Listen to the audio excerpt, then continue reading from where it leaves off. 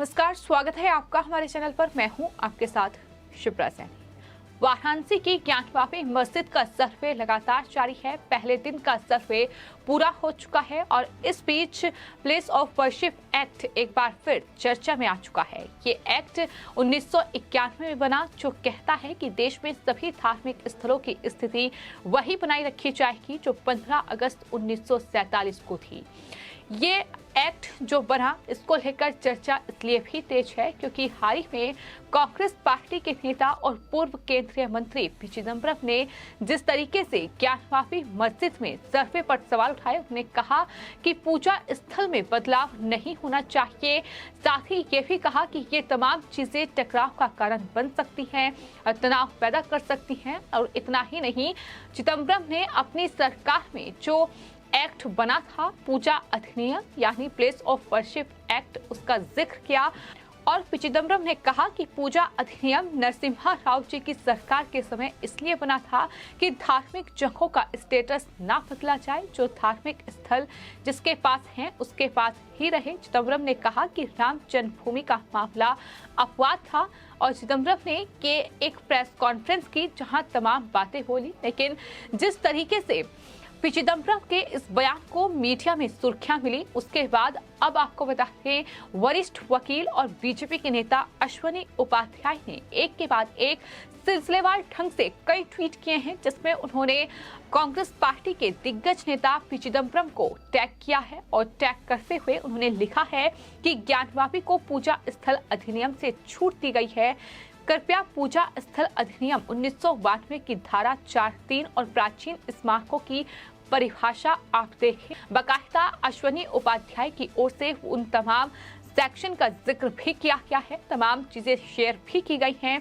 एक दूसरे ट्वीट में अश्वनी उपाध्याय ने लिखा है कि पढ़ा लिखा नेता झूठ बोलकर जनता को गुमराह कर रहा है और मीडिया उस झूठ को इस तरीके से दिखा रही है। काशी मथुरा मामले में पूजा स्थल कानून लागू ही नहीं होता है क्योंकि वो 100 साल से ज्यादा पुराना ढांचा है। पूजा स्थल कानून की वैधता पर सुप्रीम कोर्ट में सुनवाई हो रही है, इसलिए जिला अदालत में सुनवाई हो सकती है। इस साफ तौर पर उनकी तरफ से जिक्र किया गया है। चूंकि अश्वनी उपाध्याय एक वकील हैं, तो ऐसे में आपको ये बता दें कि 12 मार्च 2021 को बीजेपी नेता और वकील अश्वनी उपाध्याय की याचिका पर केंद्र सरकार को नोटिस जारी किया गया था।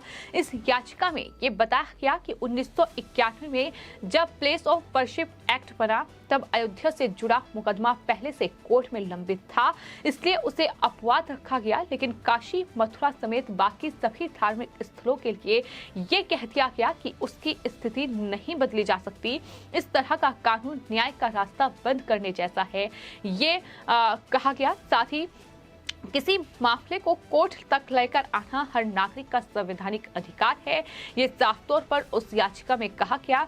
लेकिन प्लेस ऑफ वर्शिप एक्ट इस अधिकार से वंचित करता है। ये कानून सिख, हिंदू, बौद्ध और जैन समुदाय को अपने उस पवित्र स्थलों का दावा करने से रोकता है जिनकी जगह पर जबरन मस्जिद, दरगाह या चर्च बना दिए गए थे। यह न सिर्फ न्याय पाने के मौलिक अधिकार का हनन है, बल्कि धार्मिक आधार पर भी भेदभाव है।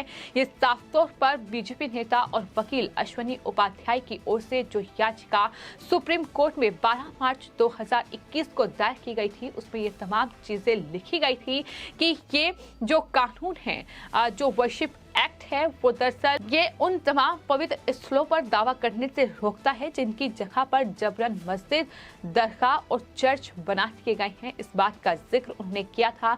तो पूरा मामला फिलहाल कोर्ट में लंबित है। आपको ये बता दें कि इसी को आधार बनाकर वाराणसी की अंजुमन इंतजामिया मस्जिद की मैनेजमेंट कमेटी ने सुप्रीम कोर्ट का दरवाजा खटखटाया है और कमेटी का ये कहना है कि सर्वे का आदेश इस कानून का उल्लंघन है। यानी जिस तरीके से यूपीए की सरकार में ये प्लेस ऑफ वर्शिप एक्ट बनाया गया है, लेकिन इसमें ज्ञानवापी मस्जिद या मथुरा में शाही मस्जिद का मामला नहीं आता है। ये साफ तौर पर अश्वनी उपाध्याय की ओर से जिक्र किया गया है। उन्होंने कहा है कि 100 साल से पुराने ढांचे जो हैं वो इस कानून के अंतर्गत नहीं आते हैं। तो ऐसे में चिदम्बरम को इस तरीके का झूठ देश के सामने नहीं परोसना चाहिए। तो वहीं और साथ ही अंजुमन इंतजामिया मस्जिद की मैनेजमेंट कमेटी कमेटी ने सुप्रीम कोर्ट में जो याचिका दायर की है वो भी कहीं न कहीं किस तरीके की एक फर्जी याचिका कह सकते हैं, क्योंकि झूठ कहीं न कहीं परोसा जा रहा है, जनता को गुमराह किया जा रहा है। ये कहा जा रहा है कि ये पूरा मामला प्लेस ऑफ वर्शिप एक्ट का उल्लंघन है, लेकिन ये कोई नहीं बता रहा है कि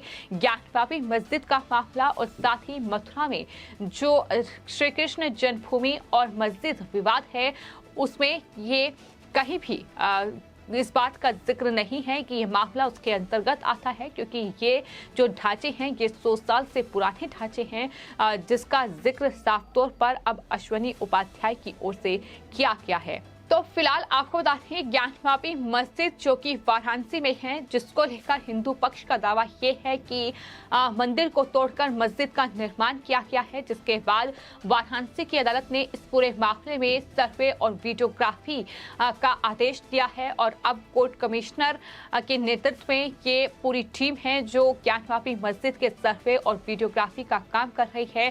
पहले दिन का सर्वे और वीडियोग्राफी पूरी हो चुकी है। तमाम अहम साक्ष्य जो हैं वो इस टीम को हाथ लगे हैं। हालांकि 17 मई को जब कोर्ट में ये तमाम साक्ष्य सौंपे जाएंगे तो उसके बाद ही ये तय हो पाएगा कि आखिर कोर्ट इस पूरे मामले में क्या फैसला सुनाती है। लेकिन फिलहाल पहले दिन के सर्वे का काम पूरा हो चुका है, लेकिन वहीं अब तमाम विपक्षी दल भी इस पूरे मामले को लेकर सियासत कर रहे हैं। जहां एक तरफ पी चिदम्बरम की ओर से वर्शिप एक्ट का जिक्र किया गया, उन्होंने कहा कि हम अपनी सरकार में ये वर्शिप एक्ट लेकर आए थे। हम आपको ये बता दें कि ये जो प्लेसेस ऑफ वर्शिप एक्ट है, दरअसल पूजा स्थलों की सुरक्षा के लिए 1991 में ये बनाया गया था।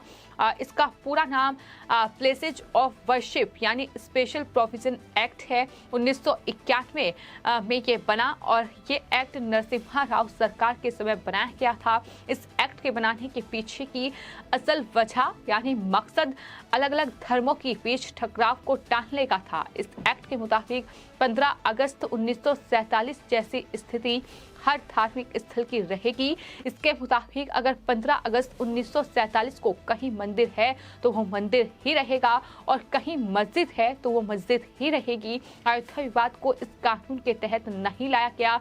जून 2020 में इस कानून को सुप्रीम कोर्ट में चुनौती भी दी गई और ये पूरा मामला फिलहाल सुप्रीम कोर्ट में लंबित है, जिसका जिक्र वकील अश्वनी उपाध्याय की ओर से भी किया गया है। लेकिन बात यहाँ काशी में ज्ञानवापी परिसर विवाद की हो रही है, उसमें साफ तौर पर वकील अश्वनी उपाध्याय का ये कहना है कि ये जो पूरा मामला है कि इस एक्ट के अंतर्गत नहीं आता है। चाहे फिर उस पूरे एक्ट को पढ़ के कांग्रेस नेता देख लें, बगैर पढ़े ही शायद उनकी तरफ से इस तरीके का बयान दिया गया है। इसके अलावा श्री कृष्ण जन्मभूमि और मस्जिद विवाद जो है वहां भी ये दावा किया जा रहा है कि दरअसल मंदिर तोड़कर मस्जिद का निर्माण किया गया है। ये शाही ईदगाह मस्जिद मथुरा में बनाई गई है। इसके अलावा मामला दिल्ली के कुतुब मीनार को लेकर भी लगातार तूल पकड़ रहा है।